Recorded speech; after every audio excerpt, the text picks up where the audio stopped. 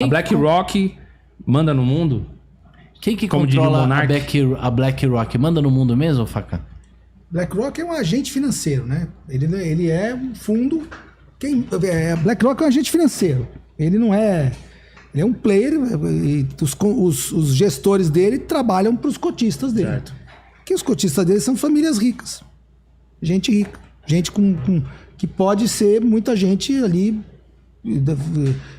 cujo dinheiro tem a origem nessas famílias muito tradicionais e muito dinásticas globalistas. Quem são as famílias mais ricas do mundo hoje? Quem são essas pessoas? Existe essa coisa de algumas famílias terem tanto poder que elas manipulam algumas coisas do poder aí?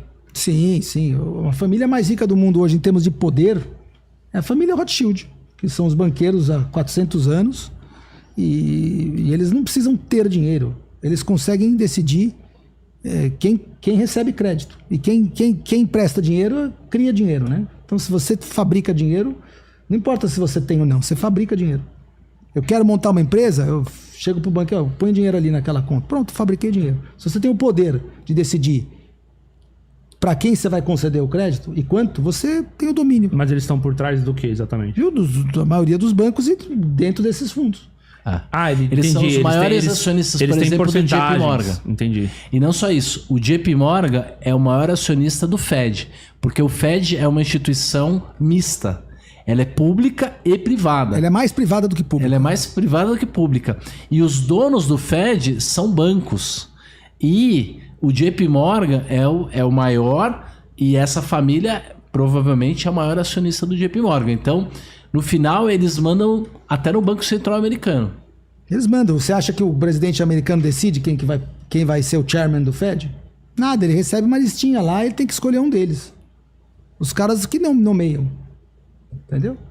O que mais eles têm envolvimento? Eles estão em qual outro segmento? Eles têm envolvimento com várias empresas no mundo. E eles têm envolvimento em governo. Eles têm poder sobre vários governos.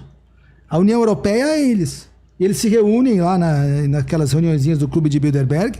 As reuniões do Klaus Schwab é só é o peixe pequeno da coisa. A reunião do Klaus Schwab é o seguinte: depois que o Clube de Bilderberg toma as decisões entre eles, que é uma reunião fechada, que você não sabe o que é falado lá, a não ser quem relata de lá de dentro, aí eles pegam essa pauta, montam o Fórum Econômico Mundial lá em Davos, e aquilo, o que eles querem avançar para frente, o Schwab é um funcionário deles. Chama ele, chama os governos dos países, chama os grandes empresários, fala: isso aqui é como o mundo tem que ir. Então, o Great Reset, eles estão falando sobre o Great Reset lá. O Schwab fala sobre isso. E ele, inclusive, fala: as pessoas não vão ter nada e vão ser felizes. Vocês, ele não fala nós, né? Engraçado vocês. Que o Charles Schwab, o Schwab aí, do Fórum Econômico Mundial, ele fala assim: vocês não vão ter nada, as pessoas não vão ter nada e vão ser felizes. As pessoas, não ele, né? E o interessante é que ele é tataraneto de um Rothschild, de uma Rothschild. Ele é parente familiar de Rothschild. Esses caras, eles começaram aí uns 300 anos atrás com esse Natan, e ele era um cara que teve 5 filhos. E ele mandou, na Alemanha, e ele mandou um filho para cada país capital da Europa montar um banco. Então tinha um em Paris, um em Londres, e eles tinham uma comunicação que ninguém tinha igual, era muito rápido. E eles tinham até serviço de comunicação, de correio e tal. Então, deu uma crise numa praça, eles no dia seguinte já estavam sabendo. E às vezes até manipulavam a crise no sentido de... o que hoje o ataque especulativo, né, falam que é manipulado, no passado de fato era assim manipulado. Então, um dos maiores chateaus da França de vinho, Bordeaux... Fala Charles Schwab, é Klaus Schwab. Klaus Schwab, isso, Klaus Schwab. Charles Schwab é um banco mesmo. Charles Schwab é uma instituição, uma corretora. Klaus Schwab. Um dos maiores chateaus de vinho franceses Rothschild. O escritório que está renegociando... as Americanas foi contratado pela família, pelos controladores das Americanas lá, os ex-controladores lá, o pessoal do G3 foi o escritório Rothschild. Então, de fato, esses caras existem. E tem um filme que o Tom Cruise participou com a Nicole Kidman, que foi o último filme feito pelo Charlie Kubrick. É Charlie também? Kubrick, o Kubrick foi um grande cineasta inglês e é uma festa com máscara que acontece um monte de bizarrice assim nessas festas, e essas festas é baseado nas festas dos Rothschild. Diz que esses caras faziam aí na década de 70. Tem fotos. Bizarrice tipo o quê? Tipo essa coisa do Pidid, assim, coisas entendi. bizarras mesmo, assim, de festas com cerimônias e com coisas assim de... Meio ocultistas. Ocultista e libertinagem, né? Uma coisa de um troca-troca geral, assim. Se vocês digitarem hoje festa de máscara do Rothschild, década de 70, tem lá, tem o barão lá com a cara dele. E, inclusive, me parece que um deles, o maior desses barões aí, Rothschild, faleceu ultimamente. Aí precisa ver como é que vão acontecer essas mudanças. Vai ter sucessão. Então, é uma família muito diluída, tem muitos ramos, tem muita gente. Então, por isso que você não vê um cara que é o Rothschild que tem mais dinheiro. Porque são ramos, eles são donos de offshores com fundações, a fundação que é dona. Então, tem estruturas também para não dar tão na cara. E boa parte do patrimônio dos caras também são propriedades na Europa, né, Facá? Eles têm muito que valem. Não só na Europa, eles compraram a Flórida também. Eles têm. Os Rockefeller, por exemplo, tem muito dinheiro na Flórida. Sim, Rockefeller também. O Rockefeller tem dinheiro na Flórida? Sim. Eles compraram muitas propriedades lá depois do crash de 2008. Foram para. Na década de 30 eles fizeram a mesma coisa. Quando teve a Grande Depressão, Rockefeller foi lá, comprou muita terra na Flórida, ele tinha dinheiro. E ele tinha os bancos por trás, o Rockefeller era a família por trás do Chase, né? Então, como você é banco, né? Você emite dinheiro. Foi pra esse saco que você trabalhou? Trabalhei no Chase, trabalhei no Citibank, trabalhei na Merrill Lynch e depois na Lehman Brothers. Foram 4 bancos que eu trabalhei. Lehman Brothers foi aquele que faliu. Foi aquele que quebrou. Não fui eu que quebrei, eu tava lá quando quebrou. Tava lá? Tava lá em 2008, eu assisti a quebra ali da fila do gargarejo. Depois eu trabalhei em mais um banco, que foi o Standard Chartered, mas aí eu encerrei. Eu ia perguntar sobre essa questão. Você falou do sistema bancário, mas em alguns filmes falam muito de pessoas que ganharam muito dinheiro e muito poder. Sim, Michael Burry ganhou muito dinheiro com o subprime. Isso. Shorteou o subprime. Teve gente que ganhou dinheiro e poder com guerra, armas, vendendo para os dois lados. Aí é a indústria bélica, né? Mas não tem uma galerinha da indústria bélica também, não?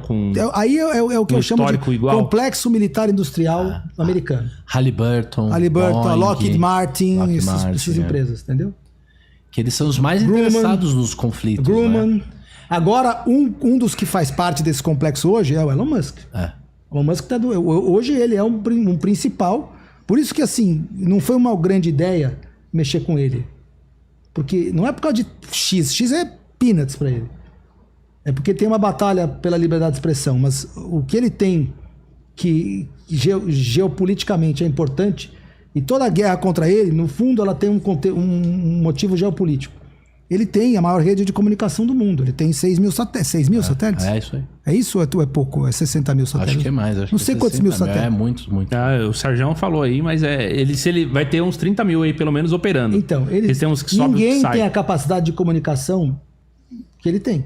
A NASA não tem. Não tem. A NASA não tem nem como pousar foguete de ré, e ele tem.